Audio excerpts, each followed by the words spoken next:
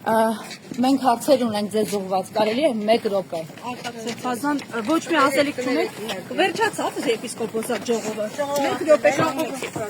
Ներողություն, դուք մասնակցում եք եպիսկոպոսատ ժողովին։ Ամեն դեպքում մենք էլ ձեր հոտի հետևորդն ենք, այսպես ասած, այսպես արհամարել կարելի է Սրբազան։ Ընդորում Սրբազան, ասում են, որ դուք բավական դոմինանտ դեր ու ազդեցություն ունեք ընդհանուր առմամբ եպիսկոպոսած դասի մեջ եւ այնպես չի, որ դուք պասիվներից եք, այդ դեպքում խոսեք մի անգամ, մարդիկ իդեպ ձեզ նաեւ չգիտեն, շատերը ձեզ չեն ճանաչում։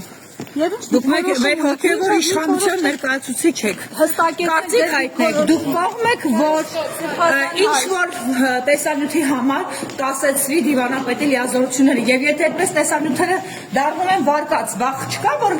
ամբողջ եպիսկոպոսած դասի վրա կարող են այդպես տեսանյութերն էլ արժե տրվել այդպիսի սադրանքների։ Սրբազան ձեր դիրքորոշումը երբ կհստակեցնեք։ Սրբազան հայր ընդունում եք, որ Բերմապատ Հայրապետյանն